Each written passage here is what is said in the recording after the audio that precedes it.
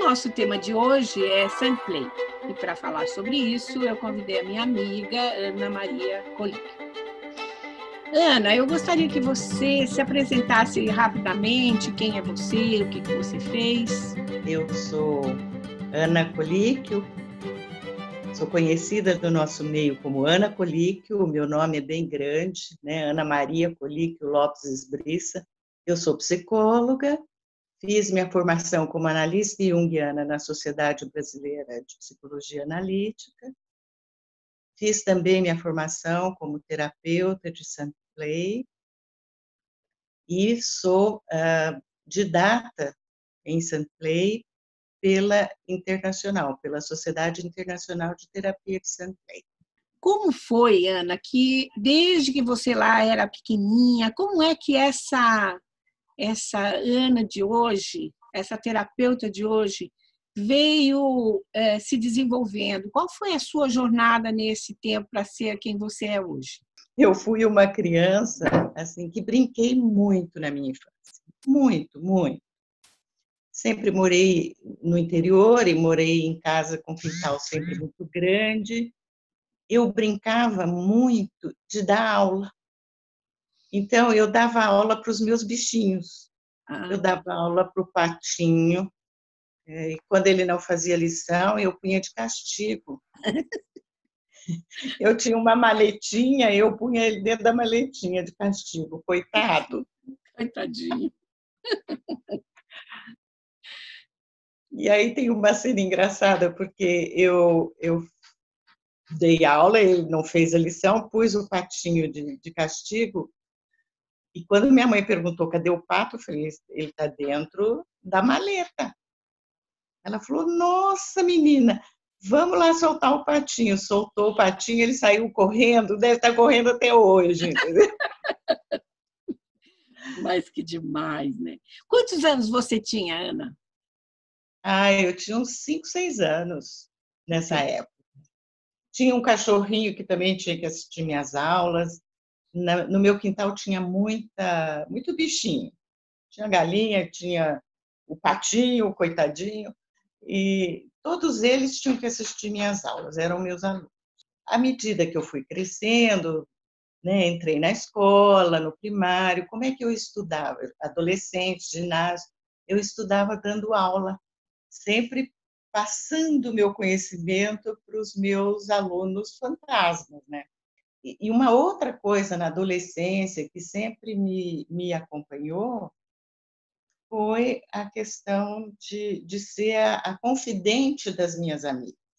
E eu tinha esse compromisso com o sigilo, não contava para ninguém mesmo. Então, isso enriquecia cada vez mais nossa relação de confiança. E também uma outra coisa que pontuou muito a minha vida foi cuidar.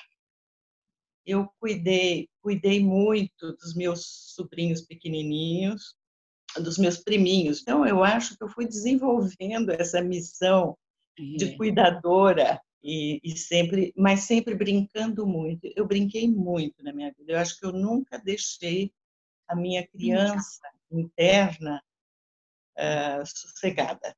Eu acho que esse brincar é um jeito também de aprender, né?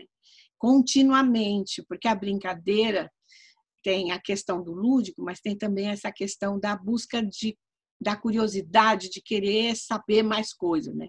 Eu queria entender as coisas, eu queria saber das coisas, eu buscava, eu lia muito, não só lia, eu pegava os aparelhos de casa, eu desmontava e depois montava outra vez, eu fazia isso.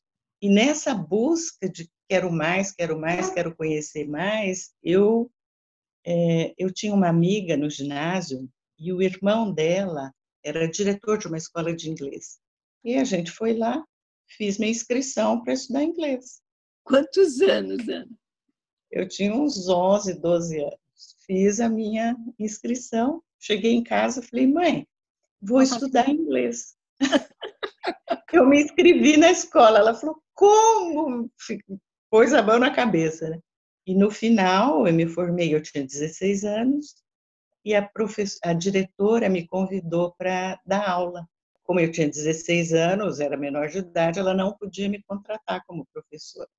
Então, eu fiquei como estagiária, ela ficou me preparando para poder assumir, aos 18 anos, uma classe minha. E foi isso que aconteceu, e eu dei aula por 10 anos. Depois, quando eu entrei na faculdade, passei a dar aula só à noite, porque meu curso era integral. E uma coisa interessante também é que, quando eu tinha essa mesma idade aí, dos 11, 12 anos, a gente ajuntou uma turminha e fomos ler A Sorte. Qual era a grande questão, né? Se o menininho tal gostava da gente, se aquele menininho a gente ia namorar um dia. Eu me lembro que a mulher nos recebeu muito carinhosamente. Quando chegou na minha vez, ela falou assim, a única coisa que eu lembro, você vai casar com um homem de farda e você vai fazer uma grande viagem de navio, uma viagem de estudo. Nunca mais pensei nisso, né? Isso veio muito recentemente na minha cabeça, e assim, de fato, eu fiz essa viagem de estudo, porque se a gente pensa no mar, no oceano, como um inconsciente, eu estou nessa viagem até hoje. Eu ainda não desci desse navio. Então, quanto mais eu tenho pensado sobre essa questão da jornada, me vem sempre essa ideia, Ana, de como que a gente foi lentamente preparado, né? É como se a gente tivesse, quando eu perguntei como que você começou essa ideia, você começa sendo preparado com essa coisa do cuidar, com essa coisa da curiosidade, com essa coisa do ensinar, até dessa coisa de você andar e falar como se você estivesse incorporando essa questão da busca do conhecimento fisicamente. Então, assim, eu penso que a gente chega a ser terapeuta porque a gente fez um longo caminho de incorporação dessa função de cuidar de gente, né?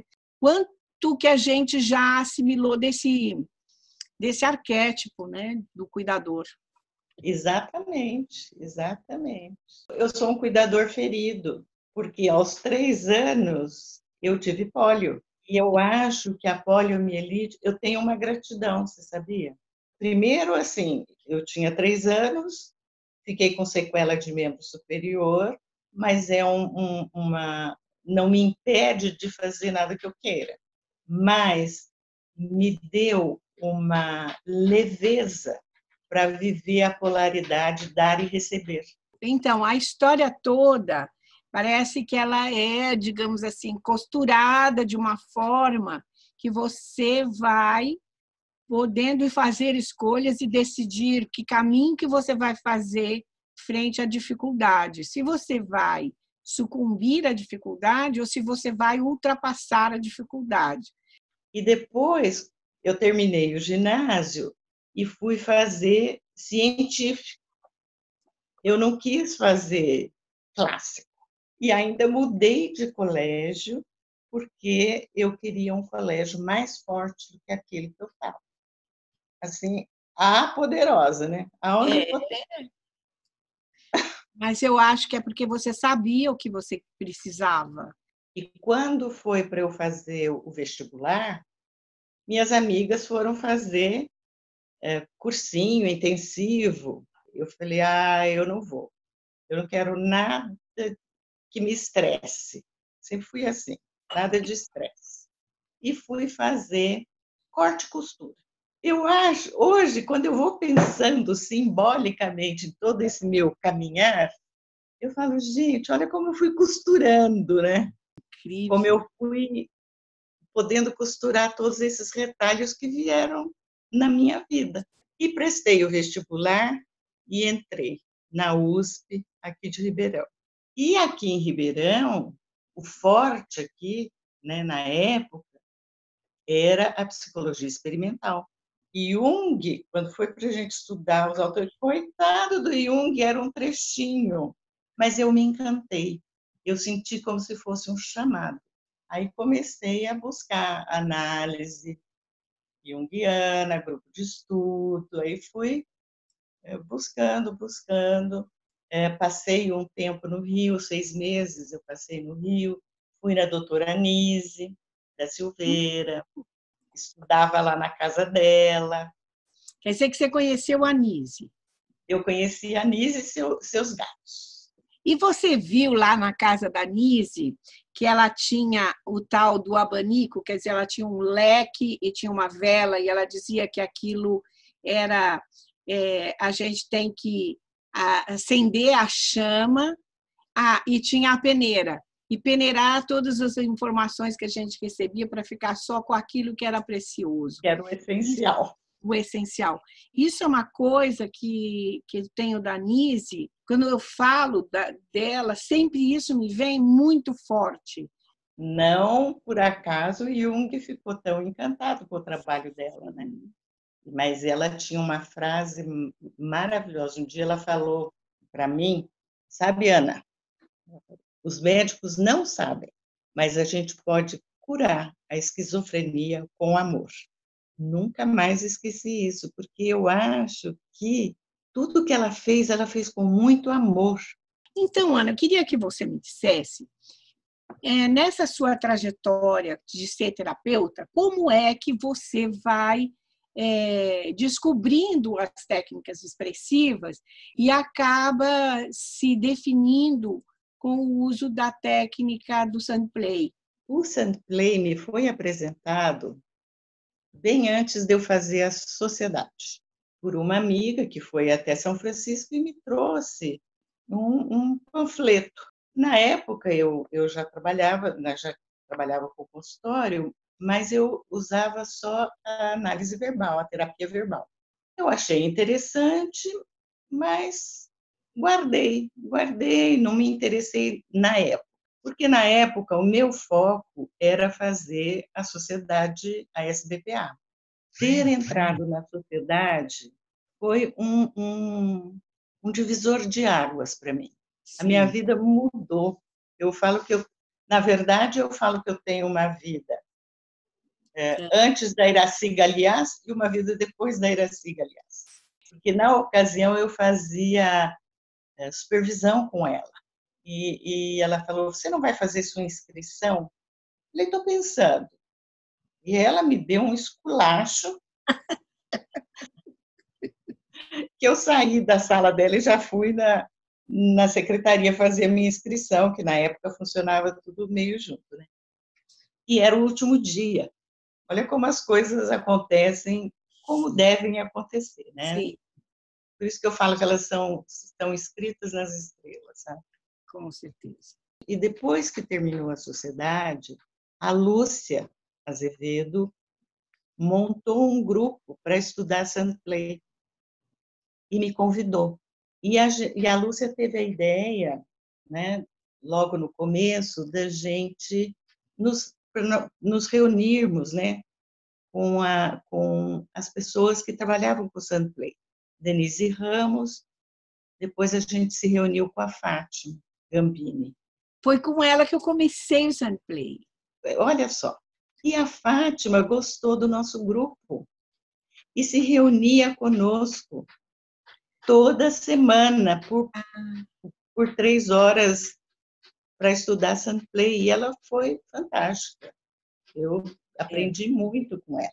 E ficou com a gente até adoecer. E aí, o que aconteceu? Ela montou um grupo cooperativo e a gente ajudou a Fátima a coordenar esse grupo. E então, a gente começou a trazer pessoas de fora para poder fazer seminários, supervisão, né? Então, veio a Ruth Aman, veio muitas vezes. Veio a Harriet Friedman, veio a Ray Mitchell, Rosa Napolitello. E a gente fazia reuniões com a Fátima nos domingos, a cada 15 dias. E a cada 2 meses, a gente fazia esse encontro de dia inteiro, quando a gente trazia esses convidados. Isso durou 10 anos. Tinha também as Intensive Training Week, pela Internacional. Foi um bom grupo de brasileiros, e o grupo nosso, que era a Silvia, a Lúcia e eu, a gente apresentou para eles o Bumba Meu Boi. Então, a gente apresentou, deu um boizinho para cada uma. Quando teve a segunda Training Week, que foi no Brasil, uma moça da Holanda veio me perguntar, Holanda ou Bélgica, acho que era Holanda, veio me pedir para recontar a história, porque ela tinha um menininho que tinha um problema de fala e ele usava muito esse boi. E na história, a mulher lá do capataz quer comer justamente a língua do boi especial. Então, eu acho assim, que se Jung escutasse essa história, ele ia adorar, né? Ele ia falar, olha que existe. Eu não inventei. Existe o coletivo. São histórias, assim, inacreditáveis, né? O meu armário, Ana, quando eu abro, cada objeto, a maior parte deles, tem histórias incríveis desse tipo que você contou do Bumba Meu Boi, que eu fiquei muito impressionada, eu achei isso uma coisa muito incrível. Porque não é só comigo, esse clima que se forma, né? De cada miniatura está fazendo parte da história de mais de um paciente, né? Eu digo que o armário, que as miniaturas, na verdade, são símbolos vivos. Elas estão vivas no armário. E a gente só vai colocar a miniatura lá na prateleira depois que você tem um desapego. Porque enquanto você está apegada, ela não vai ter a função que deve ter. Ela não é um símbolo, ela ainda é um objeto seu. O que eu faço normalmente, né? Quando eu ganho uma miniatura ou compro uma miniatura, eu deixo comigo, na minha casa. Só levo para lá depois que eu namorei bastante. E mantei também com a energia, com a minha energia. A coleção de miniaturas é muito particular, porque a miniatura tem que fazer sentido para o terapeuta. Ela vem da alma, a escolha vem da alma, você é escolhido por ela. E você precisa ter coisas feias também, e quebradas. Porque uma vez uma paciente minha perguntou, você não tem nada quebrado aí? Que ela queria uma coisa quebrada. Aí nós trabalhamos no faz de conta, né? Na medida que a gente tem o armário vai se construindo, a gente vai tendo coisas que quebram realmente. E as coisas que quebram, algumas delas são eu colo. Então eu tenho também um sistema de uma oficina de reparos. E eu tenho também. Sempre. E eles voltam para lá com os reparos e tudo. E eu lembro que eu tenho a minha irmã me trouxe um casal de cerâmica, que eles estão entrelaçados, eles são uma peça única. Quando ela trouxe, com todo cuidado, embrulhado em um monte de papel, de jornal, numa caixa, etc., mas mesmo assim ele chegou todo quebrado. Aí, esse boneco, eu colei, eu falei, não, ele vai para o armário deste jeito. E é a coisa mais inacreditável você ter uma pessoa que está trabalhando a questão do relacionamento, do afeto, e esse afeto, na verdade, é totalmente trincado, colado. Então, assim, parece que a peça foi feita para aquilo, é uma coisa inacreditável. Além disso, temos também a caixa de areia e temos também essa questão da areia, né? A areia é uma coisa assim extremamente importante, né? E o preparo da areia é também extremamente importante. Sim. A gente pega a areia na praia e faz uma alquimia, porque a areia, na verdade, ela vai receber toda a transferência, toda a projeção, a transferência vai acontecer ali, as projeções vão acontecer ali, toda a história, ela vai funcionar como o receptor, né, dos conteúdos inconscientes. Então, por isso ela é muito importante, ela também é viva e ela precisa ser preparada com cuidado. Você vai na praia, escolhe a sua areia. Eu gosto de fazer muito isso sozinha, porque é como se eu me fizesse uma com a areia. Somos nós, ela e eu. Em casa, peneiro, lavo só com água. Eu não ponho detergente, não ponho nenhum desinfetante, porque fica o cheiro, eu não gosto. Eu ponho no forno por 3 horas.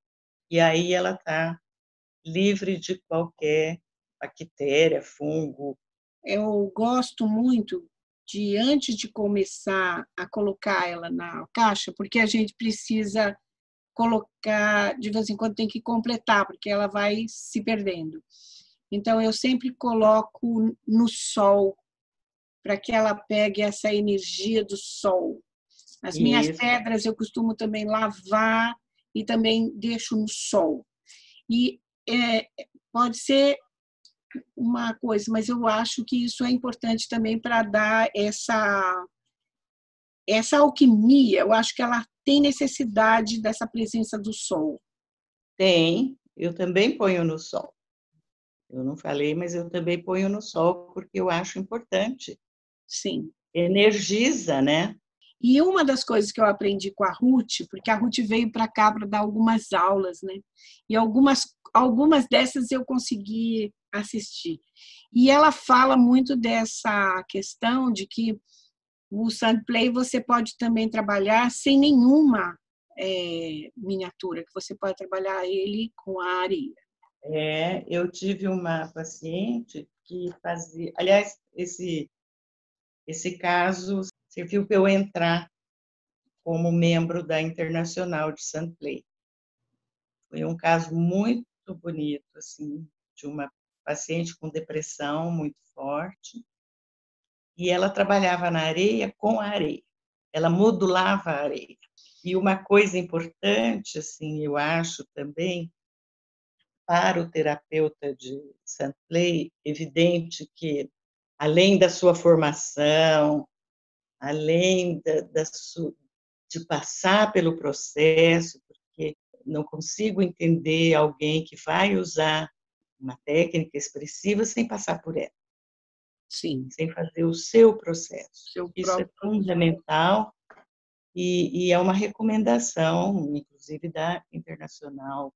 No Sandplay, você precisa ter muita paciência, você precisa esperar o paciente se colocar naquela caixa. Você precisa lidar com o não saber. Você precisa ter a humildade de participar daquele processo sem interferir, respeitosamente.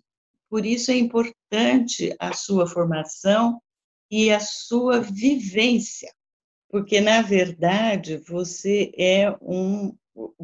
tem o privilégio, eu acho que é um privilégio, de ver o processo do seu paciente ir acontecendo.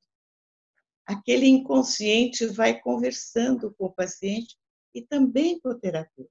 Sim. Porque você é um participante silencioso, não tem interpretação. Ele é uma técnica não verbal, mas também verbal, porque o paciente pode falar com você. Ele pode perguntar, ele pode expressar, você pode até ter uma conversa com ele ali, naquele momento, uma conversa simbólica. É muito especial. É muito especial. Eu gosto muito do Sandplay porque eu acho que, primeiro, ele permite que você entre em contato com coisas muito profundas e às vezes até muito dolorosas. Você não precisa falar delas, que às vezes é muito difícil falar. Ele tem um recurso infinito, que as palavras se perde, as palavras às vezes não expressam. A palavra é limitada para determinadas emoções. E ele traz de volta o encontro com essa importância, essa característica do brincar. Você acha que o Sandplay ele pode ajudar nesses processos de depressão e ansiedade? Qual a sua experiência em relação a isso? Ajuda muito. O que às vezes acontece é a pessoa rejeitar a areia, mas leva um tempo. Isso aí é a arte, né, do cuidador, de ir pouco a pouco quebrando essas defesas, se for possível. Se não for possível, deixa a defesa lá, trabalha atrás da defesa, né? Mas ajuda muito. Essa paciente, por exemplo, ela entrou na minha sala pela primeira vez chorando. Ela tinha uma depressão assim muito forte. E a areia dava medo nela, porque a areia é a terra, é a mãe. E a gente foi trabalhando até ela poder usar a areia mais livremente. E ela fez cenas muito lindas, muito profundas, resolveu a depressão dela. Então, foi muito interessante, muito interessante. Ela reconstruiu a vida dela. Então, agora para a gente encerrar nossa conversa, que a gente gostaria de ficar conversando para sempre, eu queria que você me desse alguma coisa que poderia ser como uma contribuição. Para quem quer trabalhar com Sandplay, eu queria dizer uma coisa assim muito importante, e é uma coisa que é uma preocupação também da Sociedade Internacional de Terapia de Sandplay. A grande preocupação deles para que o Sandplay não perca o espírito que Dora Kauf imprimiu nele. Então, para fazer com muito cuidado, para fazer a formação, para fazer o seu processo, nós temos o Instituto aí em São Paulo, que dá a formação, né? São 2, 3 anos de formação. A gente não pode pensar no Sandplay só como uma coisa fácil, que é juntar miniaturas, uma caixa de areia e está tudo certo. Não. O Sandplay é uma coisa muito séria e que o terapeuta precisa estar bem instrumentado, ele precisa estar bem formado para poder decidir se ele leva aquele paciente ou não para a caixa de areia. Só para lembrar Jung, se você não dá conta da sua sombra, como é que você vai dar conta da sombra do outro? Eu quero até lembrar nesse sentido, assim, eu quero lembrar mais uma vez Jung, que dizia que quando duas personalidades se encontram, elas se transformam, como as substâncias químicas. Então, o terapeuta, eu penso, precisa ter isso muito em mente. Ele está lá a serviço do processo do paciente, evidente, né? É o mais importante, mas ele também vai se transformar. Para finalizar, eu queria falar de novo da frase da doutora Alice, que a importância do amor na cura. Porque se você faz o seu trabalho com amor, o poder não aparece. Não existe poder. Então, eu gostaria que você dissesse agora como é que as pessoas podem entrar em contato com você. E o meu telefone, meu celular, né?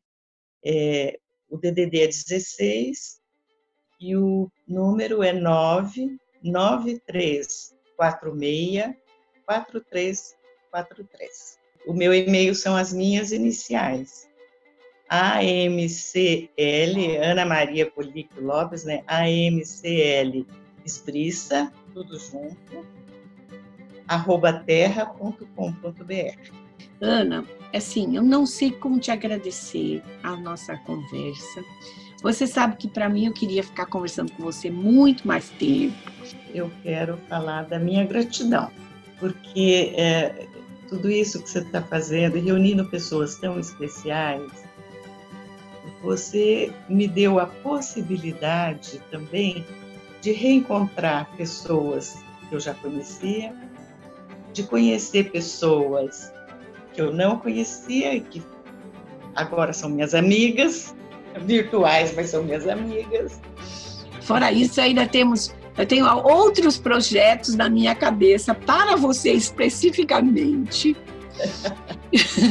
Desde que a gente se conheceu naquele congresso e que eu descobri, voltando de Buenos Aires, como é que você é demais especial.